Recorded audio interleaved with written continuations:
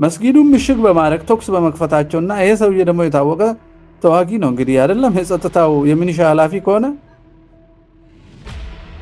ሞተ ይሄ ሰውዬ። ይሄ ውሸተኛው ጂሃድ ለማወጅ ሲቋምጥ የነበረው ሰውዬ አቡ ሄደር ስንበደል መኖር ሰልችቶናል፣ የኛ ባንዲራ በዚህ ሀገር እንዲሰቀል ሌላው እንዲጠፋ ጂሃድ ማካሄድ አለብን፣ ያለበዚያ እስልምና ጣዕም የለውም አለ። እስልምና ያለ ደም ያለ መግደል ጣዕም የለውም። በአስተምሮ ደረጃ የኢትዮጵያ ኦርቶዶክስ ተዋሕዶ ቤተክርስቲያን ናት 2000 ዓመት ብዝሃነትን ሳትደመስስ ቋንቋ ሳታጠፋ ባህሎችን ሳታጠፋ መኖር የቻለች ብቸኛዋና ብቸኛዋ። ሌሎቹ እምነቶችማ ባህልን ሁሉ ነው የሚያጠፉት፣ እስከ አለባበስ ድረስ ነው የሚያስቀይሩት፣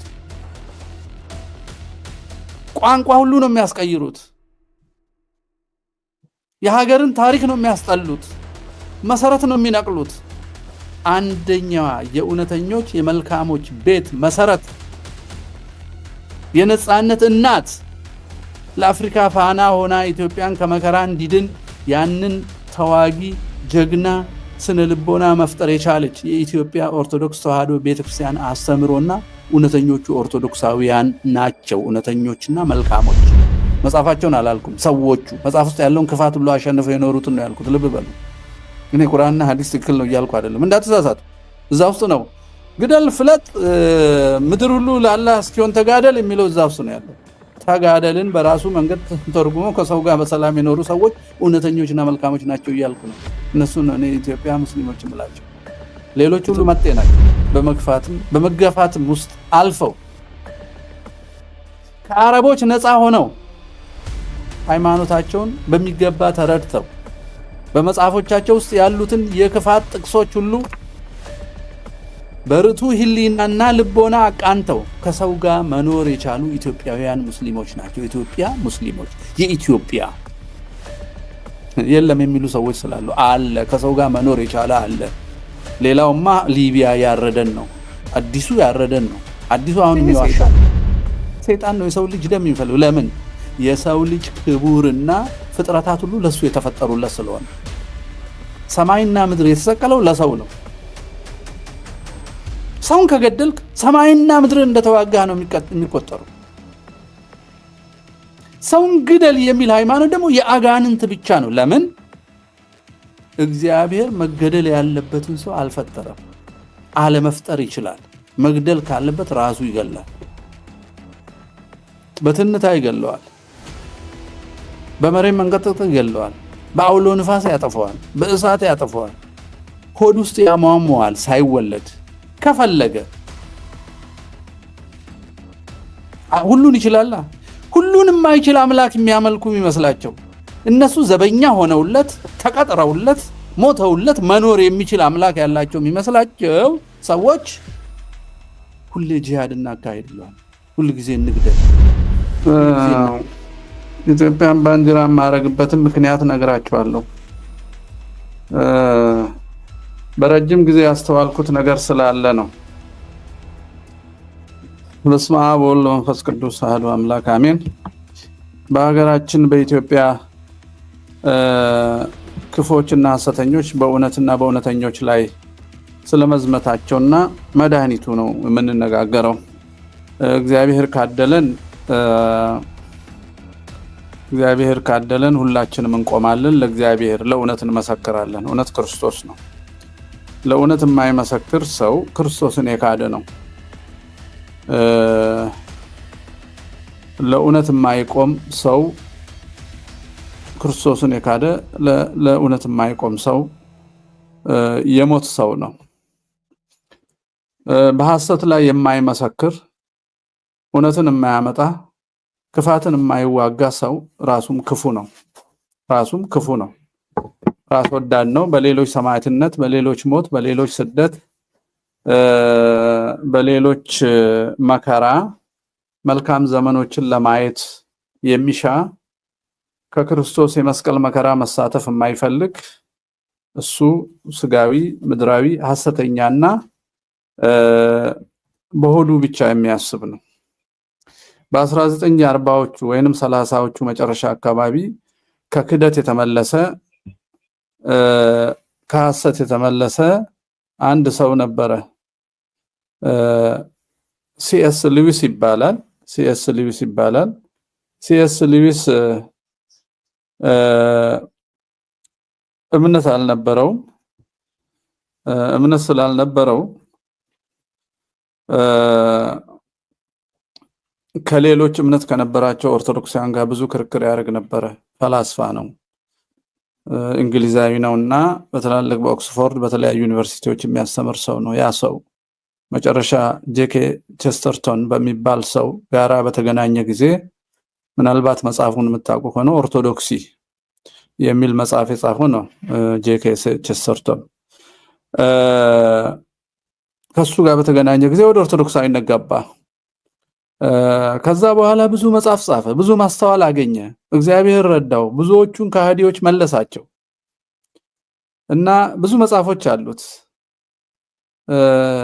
ሜር ክርስቲያኒቲ የምትል ትንሽ መጽሐፍ አለችው። ትንሽ ነን ስንል ግን 10 ሳታነቡ አትረዱትም፣ ግን ማስተዋሉ ጥልቅ ነው። እሱ በተናገረው ሊጀምር ነው። እነዚህ በወንጌል እንደተነገረው ሰው በአፉ የሚናገረው ክፋት ከልቡ የተረፈ ነው ይላል ጌታችን። ከልቡ የተረፈውን ነው በአንደበቱ የሚያወጣው ነው የሚለው። ከልባቸው ክፋት ተርፎ በአንደበታቸው አውጥተው በወጣው ክፋት ብዙዎች ተበክለው የተበከሉት ደግሞ ተደራጅተው በተበከለው አእምሯቸው ክፉ ስራ መስራት የጀመሩ የኢትዮጵያ መከራዎች መልሼ ያልነግራችሁም። በጦርነት ውስጥ ያላችሁ፣ ራሳችሁን ለማዳን የምትዋጉ፣ ሸሽታችሁ የተሰደዳችሁ፣ በእስር ቤት የምትገኙ፣ በጸሎት በለቅሶ ይሄን ጉዳይ አብቃልን ይብቃ ብለን አምላክ ሆይ ለምትሉ ሁሉ ይሄ ነገር አስፈላጊ ማስተዋል ነውና እንዲህ ይላል ሲኤስ ሉዊስ። ሁለት ነገር ይናገራል። አንዱ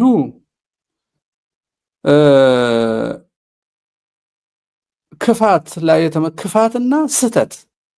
ክፋትና ስተት ስላችሁ ስሁት ሪዮት ስንሰራ የምንሳሳተው ወይ ስንናገር በዳህፀ ልሳን የምንሳሳተው አይደለም።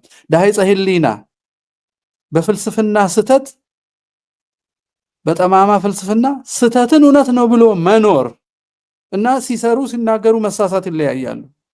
ስተትን የህይወት ትርጓሜ አድርጎ በሐሰት መኖር እና እየሰሩ ወይንም እየተናገሩ በምላስ ማዳጥ መሳሳት ይለያያሉ።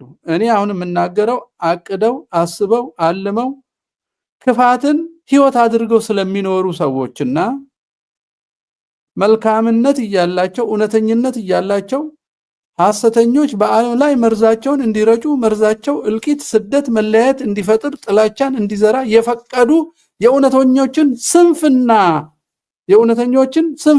እውነተኛ ናቸው፣ ሰነፎች ናቸው። እንዴት ነው ስንፍናቸው? እውነት ሆኖ ስንፍና አለ? አዎ፣ እውነትን አለመመስከር፣ እያወቁ አለመስከር ክደትም ስንፍናም ነው። ስለዚህ ነው የምንነጋገረው። በዚህ ሳምንት ሲኤስ ሉዊስ እንግዲህ በዛ ምንድነው ያለው? ወደፊት በዛ ዘመንን አይቶታል ሁኔታውን። ዓለም ውስጥ አውሮፓ ውስጥ ያለውን ለውጥ ክደት ራሱን ካዲ ስለነበረ ብዙዎች ክፎች ሰዎች ክፋትን የሚሰሩ ሰዎች ደረት የላቸውም ይላል። በእንግሊዘኛው ጥሩ ነው።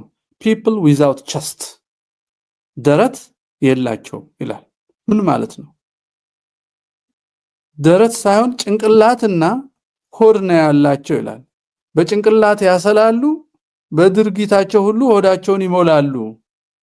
መሃል ላይ ልብ የለም። people without chest ማለት ማስተዋል፣ ማዘን፣ ሰባዊነት፣ ርትዕ፣ ፍትህ የማይገባቸው ለሆዳቸው ሲሉ ማንኛውን ነገር በጭንቅላታቸው አስልተው ቀጥታ ከሆዳቸው ጋር አገናኝተው የሚሰሩ እንጂ መሃል ላይ ፍትህ፣ ርትዕ፣ እውነት፣ ሐዘኔታ፣ በሌላ ሰው መከራ ራስን ተክቶ ማየት የማያውቁ ናቸው ይላል ሲኤስ ሉዊስ። ይሄን ነው የሚለን። ይሄንን ነገር በእኛ ሀገር እያየን ስለሆነ ነው ይሄን የጠቀስኩት። ሁለተኛ የሚለው ነገር አለ። እሱ ደግሞ እንደ ትንቢት በዛ ዘመን ይካሄድ የነበረውን ሰው ከእምነት እየወጣ ወደ ክህደት ከማህበራዊ አንድነት እየወጣ ወደ ግለኝነት ወደ ተመጋጋቢ ብዝሃነት ሳይሆን ወደ ሚጋጭ ብዝሃነት የሚሸጋገሩበት ዘመን ስለነበረ ወደፊት ሰዎች መኖርን የሚረዱት ይላል ሰዎች መኖርን የሚረዱት በኮፑሌሽን እና በካልኩሌሽን ነው።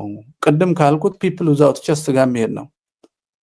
በኮፑሌሽን እና በካልኩሌሽን ነው ይላል። ኮፑሌሽን ምንድነው?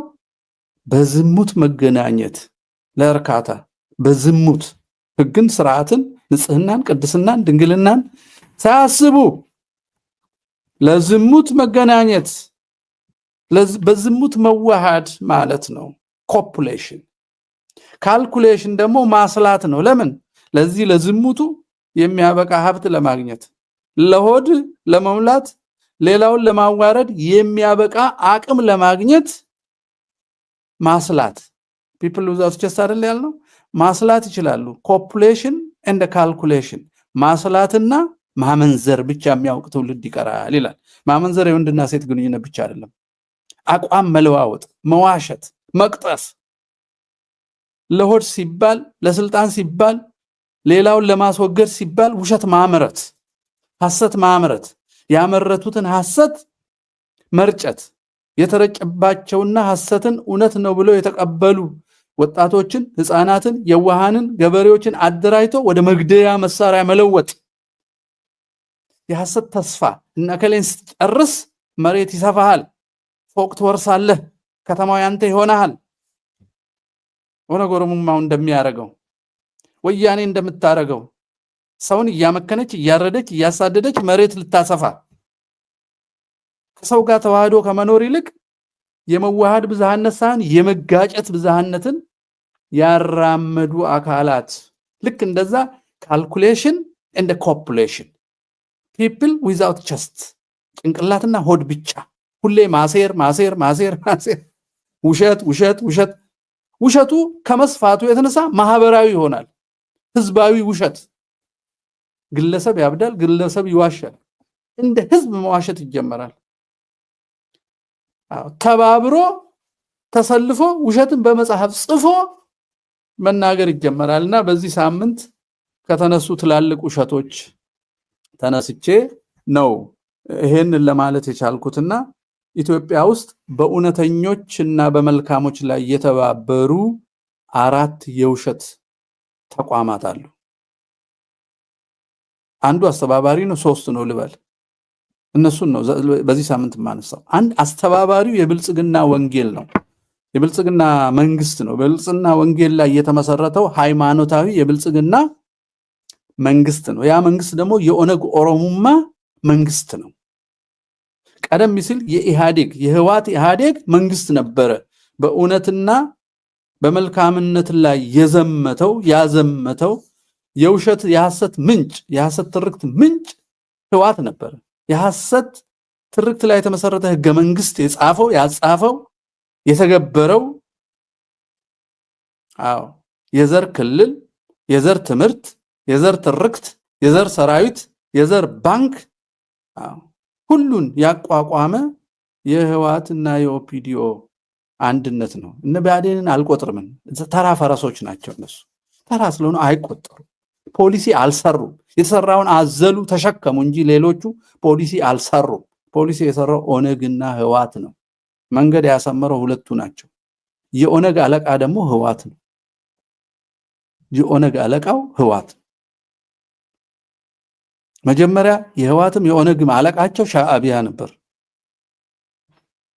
መጨረሻ ግን ህዋት ደግሞ የኦነግ አለቃ ሆና አሰራችሁ ማለት ነው።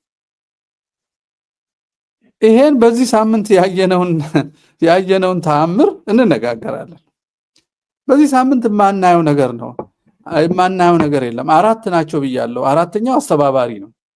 3ቱን ልናገር ስማቸውና በዚህ ሳምንት ያየነው ምሳሌ ብቻ እናገራለሁ እና በቃለን። ብዙ አላቆያችሁም። አንደኛው አጥፊ፣ ሐሰተኛ፣ ክፉ፣ ለዓለም መከራ ያተረፈ ባለበት ሁሉ ደም በማፍሰስ አንገት በመቆረጥ ህዝብ መለያየት የሚታወቅ ውሸትን የነገረ መለኮቱ አካል ያደረገ ዓለም ሁሉ ለመውረስ ቀንና ሌሊት እውነትን ለመደምሰስ የሚሰራ አቅም ሲያገኝ የድንጋይ ሐውልት ሳይቀር ነቅሎ የሚያጠፋ የሚቀጥለው ትውልድ ከሱ በፊት የነበረውን ታሪክ እንዳይማር አጥቦ አዲስ ዓለም እንደተፈጠረ የሚያደርግ የጽንፈኛው የአክራሪዎች እስልምና ነው። በተለይ ወሃቢያ የሚቀፈቅፈው እስልምና ነው። አንዱ የሐሰትና የክፋት አባት ጽንፈኛ ወሃቢያ ነው። ይሄ ቦኮ ሐራምን የወለደ አልሸባብን የወለደ ኢስላሚክ ስቴት ኦፍ ሲሪያ አይሲስን የወለደ አልቃይዳን የወለደ ወንድም እህቶቻችንን በሊቢያ በረሃ ያረደ ደሙን የጠጣ ከበደኖ ጀምሮ እስከ ዛሬ በአርሲ የሚጨፈጨፉትን ከጀርባ ሆኖ የሚመራ አንደኛው እሱ ነው። በእውነትና በእውነተኞች ላይ በመልካሞች ላይ የተነሳ የክፋትና የሐሰት አባት አንዱ እሱ ነው። ሁለተኛው ፖለቲካዊ ኦሮሞማ ነው።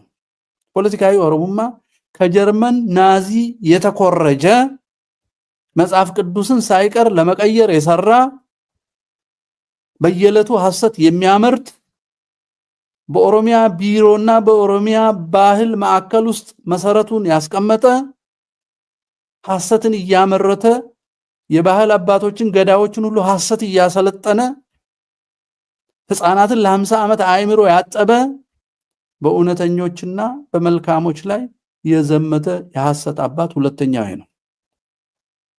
ሶስተኛው በሁለተኛው የዓለም ጦርነት መጨረሻ ላይ ሂትለር ሲሸነፍ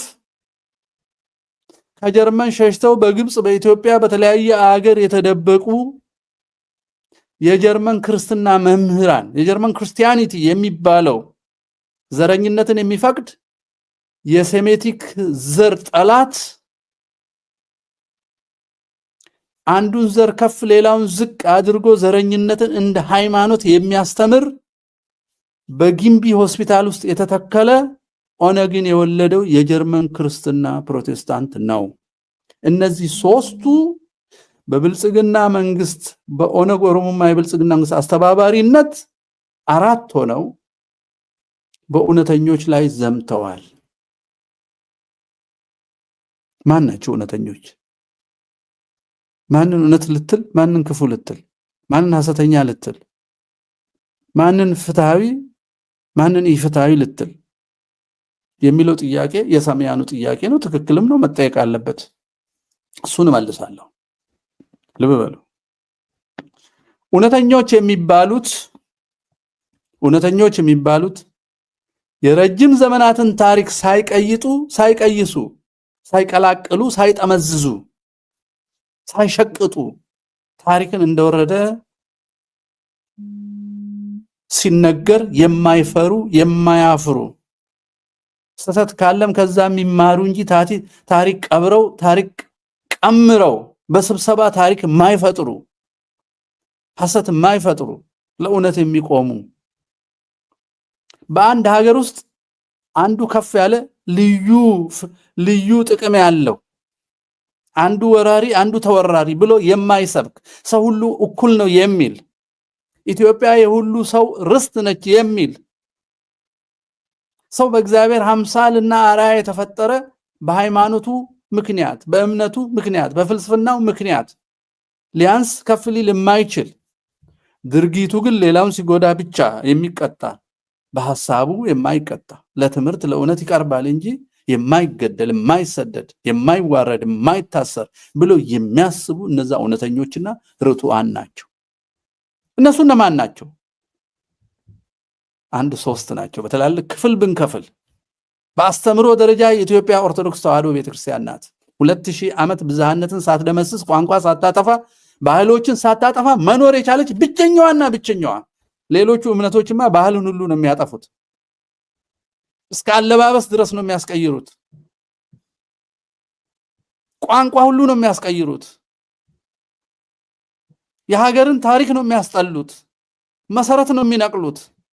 አንደኛዋ የእውነተኞች የመልካሞች ቤት መሰረት የነጻነት እናት ለአፍሪካ ፋና ሆና ኢትዮጵያን ከመከራ እንዲድን ያንን ተዋጊ ጀግና ስነ ልቦና መፍጠር የቻለች የኢትዮጵያ ኦርቶዶክስ ተዋሕዶ ቤተክርስቲያን አስተምሮና እውነተኞቹ ኦርቶዶክሳውያን ናቸው። እውነተኞችና መልካሞች የኢትዮጵያ ኦርቶዶክስ ተዋሕዶ ቤተክርስቲያን በስሟ እየተጠሩ ክፋት የሚሰሩት፣ በስሟ እየተጠሩ የሚቀጥፉት፣ በስሟ እየተጠሩ ጭንቅላትና ሆድ ብቻ ያላቸው አሉባት። በዛ ምክንያት እሷም ሌሎቹን አሕዛቦችን የሚመስሉ ሰዎች ቢበዙባትም መሰረቷና አስተምሯ ርቱ ነው። ረጅም ታሪኳ ደግሞ እንደዚሁ በፍትህ መኖሯን የሚያሳይ ነው። የአማኒውን ላጥፋ ሳትል የቀባችውን ንጉስ አዝምታ ሳታጠፋቸው መኖር የቻለች፣ አሁን ተጨቁነን ነበረ ተገፍተን ነበር የሚሉት ሁሉ ስለኖሩ መናገር ቻሉ። ቢጠፉ ማን ይናገር ነበር? የደቡብን ህብረ ብዝሃነት ስናይ ኦርቶዶክስ ዶሚናንት በነበረች ጊዜ የሰሜን ማህበረሰብ መሃል የሚኖሩ የአማንያንን ስናይ እስከ ዛሬ ድረስ የሞተ እንኳን እየበሉ የሚኖሩ አሉን ወገኖቻችን። ወደዚህ ወደ ሰሜን የበከተ ነገር እየበሉ ኦርቶዶክስ አይፈቀድም፣ ግን ፈቃዳቸው ነው። እስራኤሎች ውስጥ ያጓጉዟቸው አይሁዶች ነበሩ። ይሄ ፍትህርት ነው። ይሄ እውነተኝነት ነው። ሁለተኛ እውነተኞችን የምላቸው በግጭትም በመግፋትም በመገፋትም ውስጥ አልፈው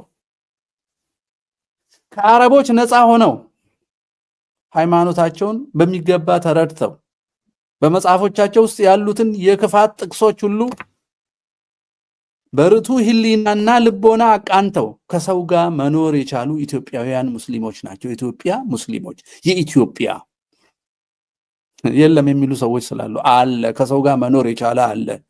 ሌላውማ ሊቢያ ያረደን ነው፣ አዲሱ ያረደን ነው። አዲሱ አሁን የሚዋሻው ነው። ሁለተኞቹ እነዚህ ናቸው መልካሞች እውነተኞች ምላቸው። ሶስተኞቹ መጽሐፋቸውን አላልኩም፣ ሰዎቹ መጽሐፍ ውስጥ ያለውን ክፋት ሁሉ አሸንፈው የኖሩትን ነው ያልኩት። ልብ በሉ። እኔ ቁርአንና ሐዲስ ትክክል ነው እያልኩ አይደለም፣ እንዳትሳሳቱ። እዛ ውስጥ ነው ግደል፣ ፍለጥ፣ ምድር ሁሉ ለአላህ እስኪሆን ተጋደል የሚለው እዛ ውስጥ ነው ያለው። ተጋደልን በራሱ መንገድ ተርጉሞ ከሰው ጋር በሰላም የኖሩ ሰዎች እውነተኞችና መልካሞች ናቸው እያልኩ ነው። እነሱ ነው እኔ ኢትዮጵያ ሙስሊሞች ምላቸው። ሌሎች ሁሉ መጤ ናቸው። ሶስተኞቹ የባህል ነው። ባህል ሙስሊም ሊሆኑ ይችላሉ፣ ክርስቲያን ሊሆኑ ይችላሉ፣ ሁለቱንም ላይሆኑ ይችላሉ።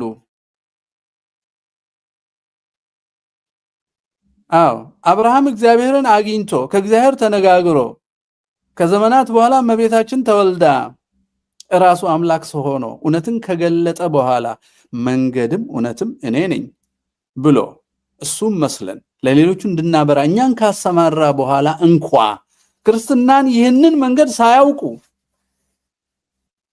እየኖሩ በህገ ልቦና ብቻ የራሳቸው የእምነት ስርዓት ፈጥረው በሰማይ ይድናሉ እያልኩ አይደለም፣ መልካምነታቸውን ለመናገር ነው። እንዳትሳሳቱ። የሚድነው ክርስቲያን ነው። ሌላው ይኑርበት፣ ሰውን ሳያውክ ይኑርበት፣ ሰውን ሳያውክ ይኑርበት፣ መብቱ ነው። ሃይማኖት ግን አንዲት ናት። ምክንያቱም አምላክ አንድ ነው። ሌላው ሰው ሰራሽ ነው ወይንም ግሸት ነው ወይ መልአክ ነኝ ብሎ ሰይጣን ለሰዎች ገልጦ ያሳሳተው ነው። ሃይማኖት አንዲት ናት። ጥምቀት አንዲት ነው። ጌታ አንድ ነው። ይሄንን ፖለቲካሊ ኮሬክት ለመሆን የምንነጋገረው አይደለም። ይሄ እውነትና እምነት ነው። ግን መልካምነት ያላቸው በሁለቱም እምነቶች የማያምኑ ሰዎች አሉ። በሽምግልናቸው እንግዳ በማስተናገድ ፍትህ በመፈለግ መልካም በመስራት ሀገርን በመከላከል ምሳሌ ልስጥ። የቦረና ኦሮሞ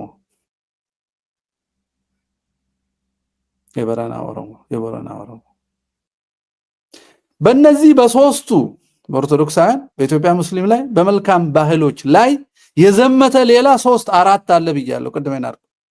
አራቱን የሚያስተባብረው ቀደም ሲል ህወሓት ኢህአዴግ ነው። አሁን ደግሞ ኦነግ ብልጽግና ነው። ጽንፈኛ ዋሃብያን፣ ፖለቲካል ኦሮሞማን ወይንም ዋቂ ፈታነን ባዮችን ፖለቲካል የሆኑ ፖለቲካ የፈጠራቸው ጀርመኖች የፈጠሯቸው ከጀርመን ናዚ የሚመሳሰሉ ሁለት አይደል?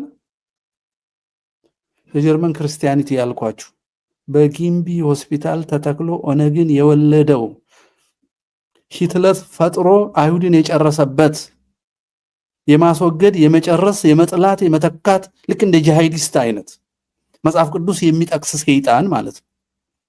እነዚህ ሶስቱ በአራተኛ በብልጽግናው የሃይማኖት መንግስት አስተባባሪነት በሶስቱ እውነተኞች ላይ ዘመተ። በኦርቶዶክስ ላይ፣ በኢትዮጵያ እስላም ላይ፣ በኢትዮጵያዊ መልካም በንጹህ ልቦና ላይ የተመሰረተውን ባህል እሱን ለማጥፋት ዘመተ። ለዛሬ የመጣሁት ይሄን ዘመቻ የሚያሳይ ምሳሌ ስላገኘው ነው።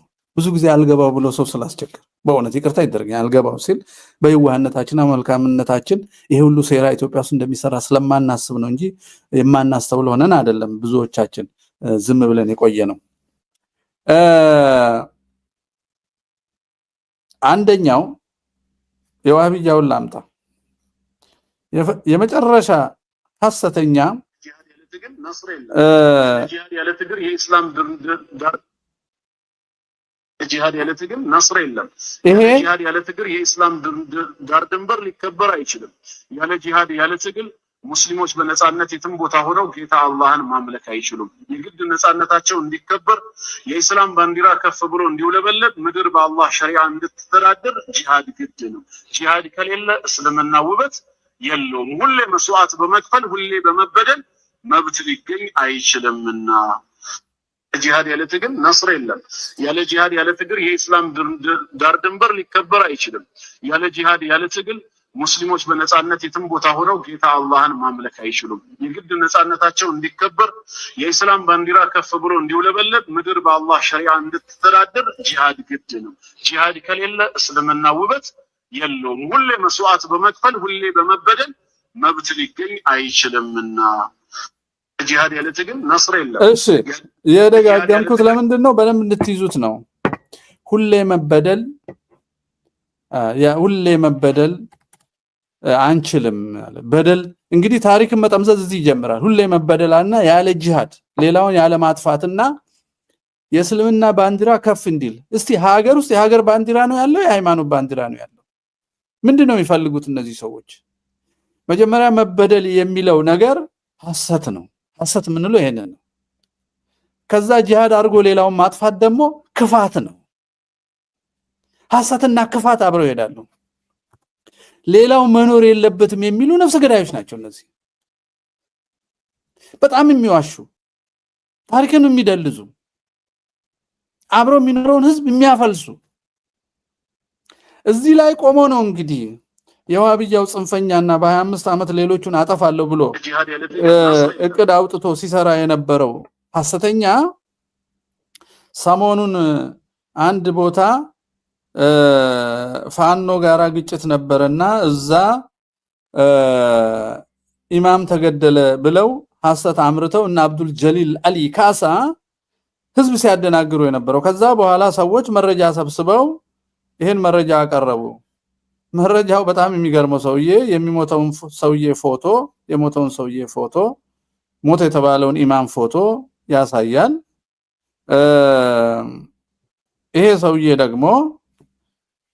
ይሄ ሰውዬ በቀስት የተመለከተው ሰውዬ ነው ሞተ የተባለው።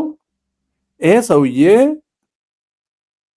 የሚኒሻ የጸጥታ ዘርፍ አስተባባሪ ነው፣ ሚኒሻ ነው። ኢማምም ሊሆን ይችላል። ግን መስጊዱን ምሽግ በማድረግ ቶክስ በመክፈታቸውና ይሄ ሰውዬ ደግሞ የታወቀ ተዋጊ ነው እንግዲህ አይደለም የጸጥታው የሚኒሻ ኃላፊ ከሆነ ሞተ ይሄ ሰውዬ። ይሄ ውሸተኛው ጂሃድ ለማወጅ ሲቋምጥ የነበረው ሰውዬ አቡ ሄደር ስንበደል መኖር ሰልችቶናል፣ የኛ ባንዲራ በዚህ ሀገር እንዲሰቀል ሌላው እንዲጠፋ ጂሃድ ማካሄድ አለብን፣ ያለበዚያ እስልምና ጣዕም የለውም አለ። እስልምና ያለ ደም ያለ መግደል ጣዕም የለውም። ይሄ ሰይጣን ነው። ሰይጣን ነው የሰው ልጅ ደም የሚፈልግ። ለምን? የሰው ልጅ ክቡርና ፍጥረታት ሁሉ ለሱ የተፈጠሩለት ስለሆነ። ሰማይና ምድር የተሰቀለው ለሰው ነው። ሰውን ከገደልክ ሰማይና ምድር እንደተዋጋህ ነው የሚቆጠረው። ሰውን ግደል የሚል ሃይማኖት ደግሞ የአጋንንት ብቻ ነው። ለምን? እግዚአብሔር መገደል ያለበትን ሰው አልፈጠረም። አለመፍጠር ይችላል። መግደል ካለበት ራሱ ይገላል። በትንታ ይገለዋል። በመሬት መንቀጥቀጥ ይገለዋል። በአውሎ ንፋስ ያጠፈዋል። በእሳት ያጠፈዋል። ሆድ ውስጥ ያሟሟዋል ሳይወለድ ከፈለገ። ሁሉን ይችላል። ሁሉን የማይችል አምላክ የሚያመልኩ የሚመስላቸው እነሱ ዘበኛ ሆነውለት ተቀጥረውለት ሞተውለት መኖር የሚችል አምላክ ያላቸው የሚመስላቸው ሰዎች ሁሌ ጂሃድ እናካሄድ ይለዋል። ሁሉ ጊዜ እንግደል፣ ሁሉ ጊዜ እናጥፋ። ካላጠፋን የእስልምና ጣዕም የለም። ክርስቲያኑ ግን እንደሱ አይልም። ጣዕማችን ክርስቶስ ነው። የተሰቀለልን ክርስቶስ ነው። የኛ የወጣም እሱ መስሎ መልካም ሆኖ ለሰው ልጅ ሁሉ እውነትን መስክሮ ብርሃን ሆኖ ጨው ሆኖ ማለፍ ነው። የክርስትና ጣዕሙ ሰማዕትነት ነው፣ ምስክርነት ነው የምንለው። ያም ምስክርነት የምንመሰክርበትም ቤተ መቅደስ፣ ሀገር፣ ህዝብ፣ ማህበረሰብ፣ ርስት ሊያሳጡን የመጡትን እንከላከላለን። የኛ ጦርነት ይሄ ብቻ ነው፣ ሰው ለመግደል አይደል። ይሄን ሐሰተኛ ራሱን መጠበቅ የማይችል አምላክ ስላልፈጠረ ነው እኮ ፍጡራንን ተጋደሉልኝ የሚለው። መፍጠር ቢችል ኖሮ አለመፍጠርም ስለሚችል መሞት ያለበትን ሰው አይፈጥር፣ መገደል ያለበትን ሰው አይፈጥር። ሁለቱንም ገዳዩንም ተገዳዩንም ስላልፈጠረ ሰይጣን አይደል ስላልፈጠረ አንዱን አሳስቶ እውነተኞችን ግደሉልኝ ይላቸዋል። ይዋሻል፣ ይቀጥፋል። ይሄ ነው በብልጽግና ወንጌል ስር የተሰለፈው የኦሮ ዋህቢዝምና ሌሎቹም በአማራ ክልል ያሉ ጽንፈኞች።